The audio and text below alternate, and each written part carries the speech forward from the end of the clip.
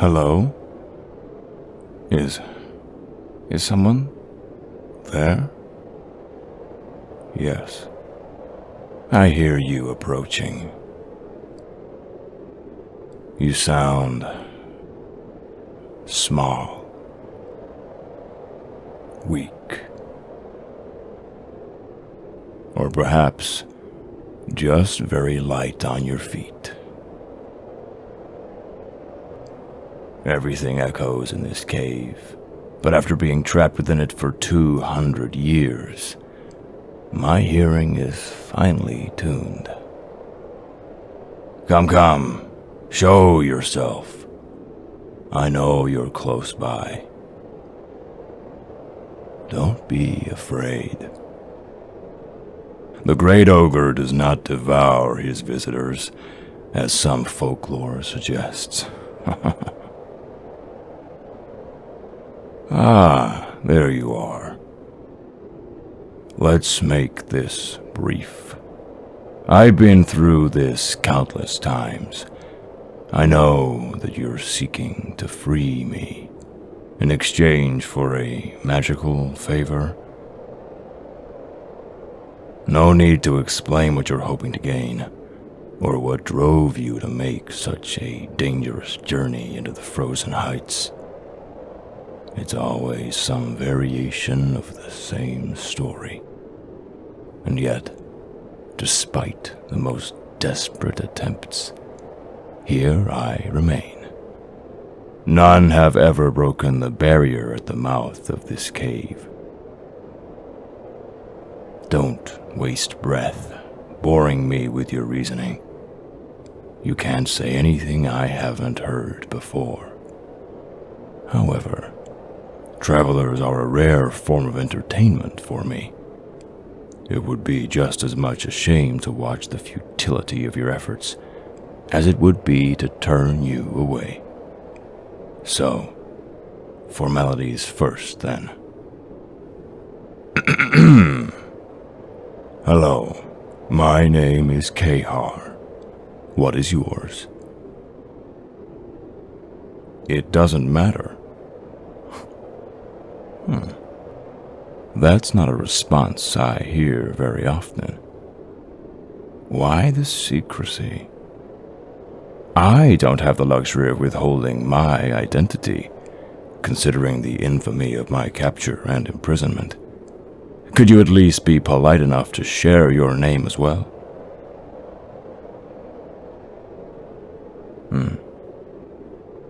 There. Was that so hard? It's difficult to tell beneath all those layers of furs, but let me guess. Human or dwarf?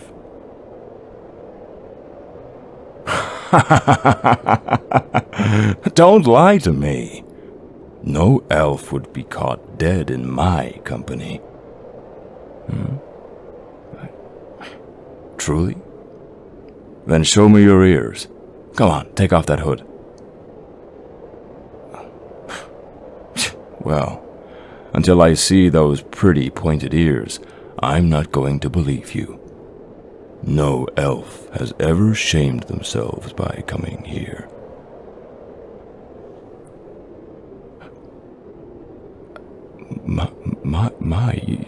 You really are an elf. Stars, you're a beauty, aren't you? I haven't seen anything so lovely since I was entombed in this cave. Most folk who believe the legend and manage to find my prison are, rugged, let's say. Desperate humans, gnomes, even a troll or two. But in all this time, never an elf. Taking up with an ogre in any way is such a transgression to the elven people, and with their own magical skill, what need could you have of mine? Hey! Steady there! You dare to grasp at my collar like some entitled... What? Come with you immediately. Now, you're going about this all wrong, elfling. Most people start by being astonished that the legends are true, Then they might pour out their tragic stories before begging for my help, at which time I must inform them that I cannot simply walk out of this cave as they did to get inside. They must be able to break the magical barrier that was placed when... Oh. Those fragments in your hand, are they... the crystals that formed the barrier? You were able to dismantle them. Of course. I'm a fool. Who else but the elves would have the ability to disrupt such complicated magical workings? My judges didn't think any elf would have any desire to help an ogre. I can't believe this. You've done it. I've seen dozens of beings tear themselves apart one way or another, trying to break those crystals. At best, they stumble away in tears and despair. At worst, they forfeit their lives. But you, my lovely elfling savior, you've done it. Now I owe you the debt that so many have sought and failed to secure. Yes. Tell me all about it, after we've left this infernal cave. I've not stepped foot outside its walls in 2 centuries. I'm starved for the scent of greenery. Let us move quickly down the mountain. You may release my collar, elfling. I'm not your loyal dog now. I am merely in your debt, and once that is paid, I'll take my leave of you immediately.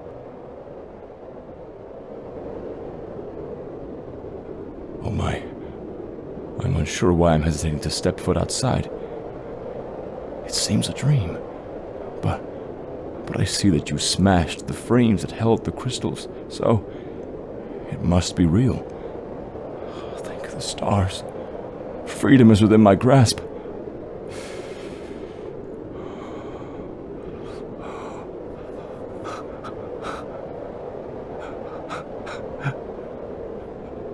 The wind is so sweet, however bitterly cold it may be. I've heard it passing above the tunnels, howling across the gaping holes in the chamber roofs. The sky, I've stared at it through those openings for so long, and now there is nothing to obstruct the view.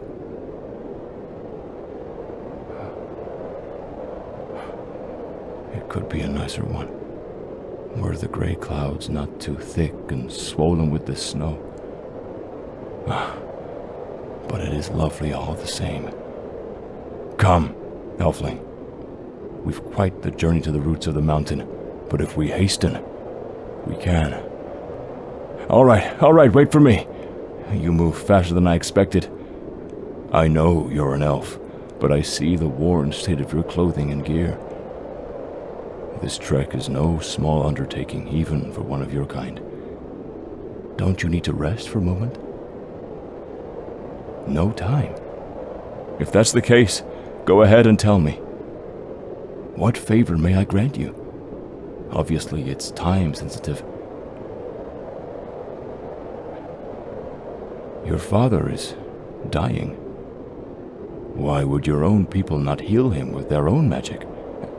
How severe an illness is this, that their efforts have come to naught?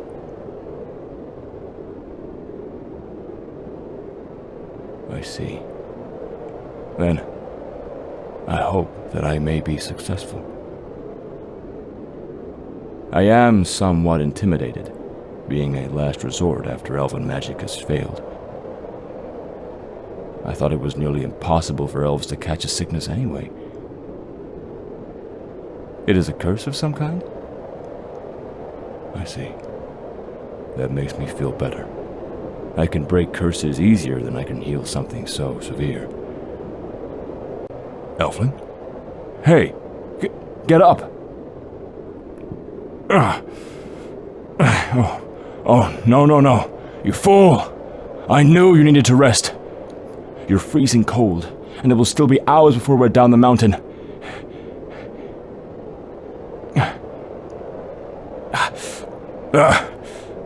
All right, listen. You're about to pass out and never wake up, unless I get you somewhere warm. I can only save you if I use a spell to transport us down the mountain.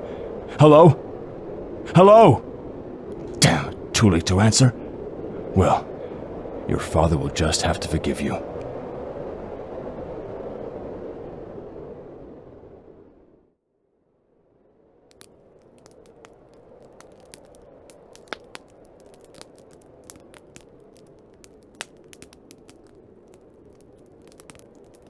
Wake up. Wake up, Elfling. Yes. Yes. We're in another cave. Thank you for making that necessary for us. The difference is, we're now at the bottom of the mountain. The blizzard isn't as strong down here, and there's more shelter from the wind. Yes, I took off your clothes. Don't look so scandalized.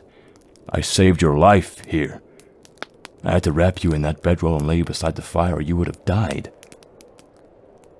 Unfortunately, that means my debt to you has been paid. I'm sorry about your father, but if I hadn't acted quickly, then you'd both be dead, so... Hey now, no need for insulting language. Did you want me to leave you up there to die? There was nothing else I could do in that situation. No, I won't come with you anyway. I've paid my debt. I owe you nothing. Yes, it certainly did count as a magical favor. I had to transport us. Do you know how much energy that takes?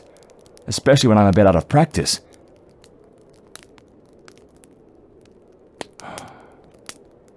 I don't make the rules, Elfling. You'd have to do something else for me before I could help you again. I'm bound by more than this physical world. Our kind have an ancient set of rules inscribed on our souls, and we cannot break them without dire consequences. Bending them is another matter, but even that is a dangerous path to tread. Everything must be kept in balance, and that means no favor can be given without a return.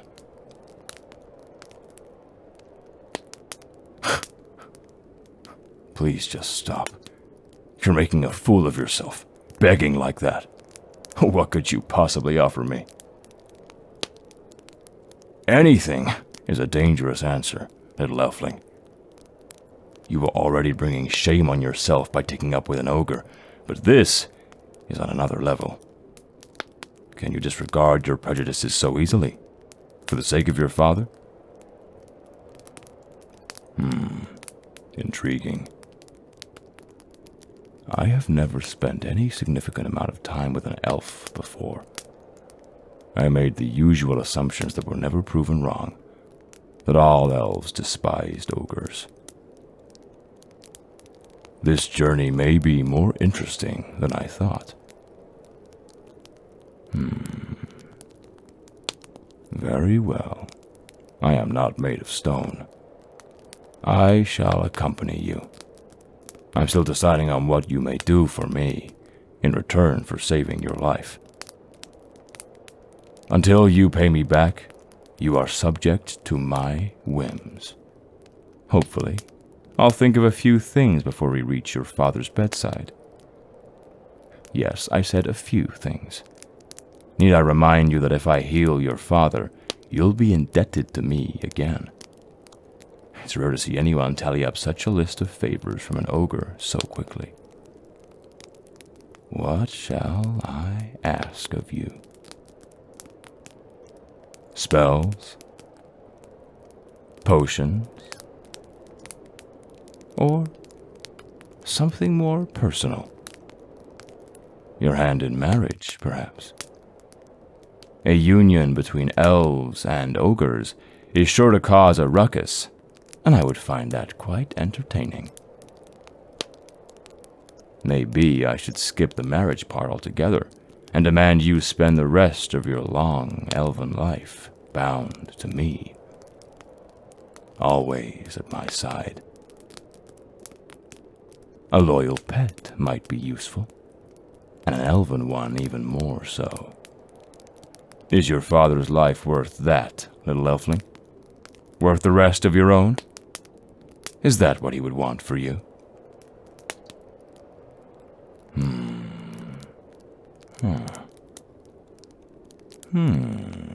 Indeed.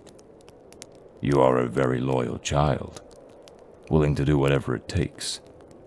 It's so very sweet, my heart might rot. Just remember that you agreed to my terms, whatever they end up being. Go to bed. Have you forgotten with whom you speak, little elfling? Don't think you can boss me around. I have just explained that the entire outcome of your future is in my hands. And yet you have the gall to change the subject. Has that attitude of yours ever gotten you into trouble before? I doubt you are telling me the truth, but I'll let it go, for now. You are correct, however. We should rest up for tomorrow.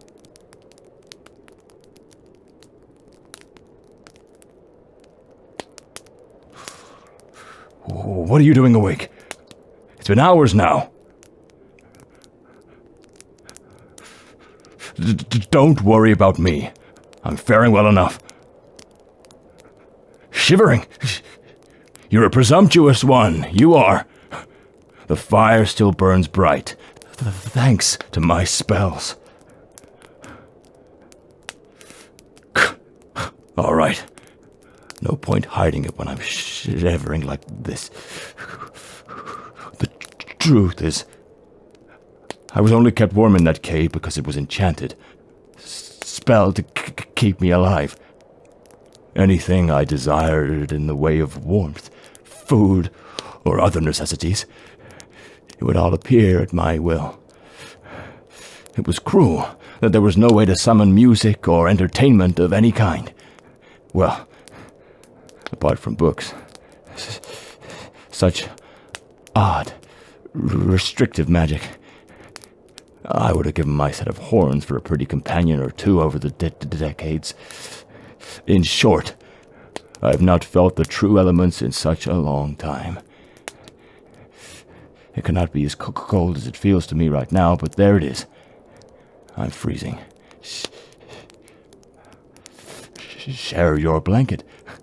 Don't be ridiculous.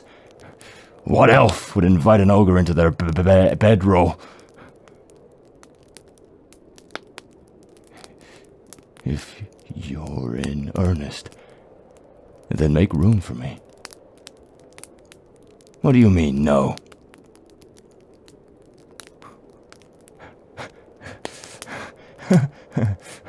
Oh, you are one cunning little elfling.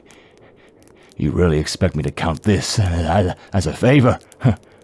Have you no compassion in your heart? I would like you much less if you did, in this situation. Looking after your own interests, I respect that. Fine. But I'm hardly indebting myself to you for a mere blanket. Let me wrap myself around you, and I'll consider your body heat the down payment instead. That is much more intimate of a favor, and will balance better with the healing of your father. Don't be a prude. That's the bargain. Take it or leave it, elfling. I thought as much. All right. Come here. Let me get in around you. My, you've got sharp limbs. Don't squirm around so much. Yes, my ears are cold. That's why I'm putting my head against you, simpleton. Your back is very warm. If you just let me tuck my hands under your arms. Gods, don't giggle straight into my ear. Who knew elves were so ticklish? Or is that just you?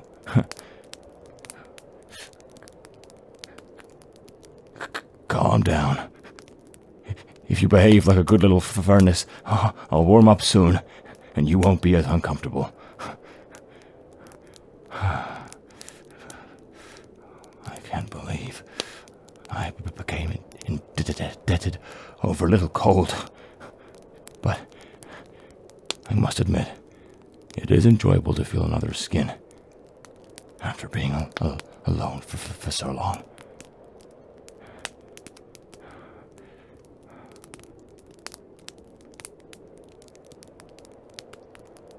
What? My horns? Oh, all right. You can touch them if you want.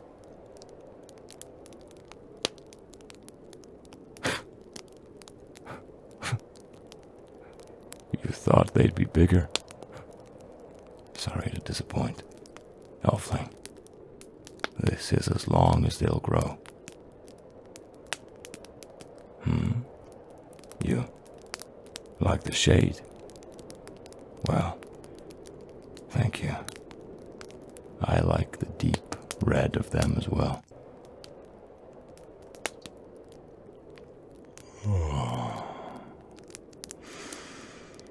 Now, hush. Stop talking and just lie still.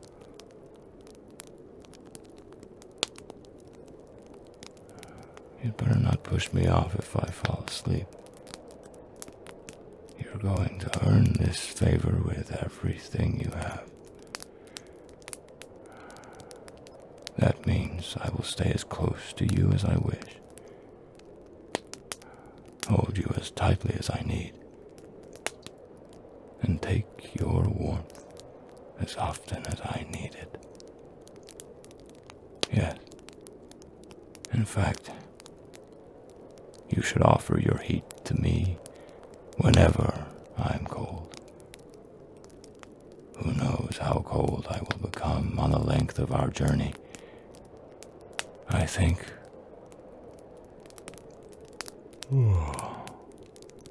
it is only fair.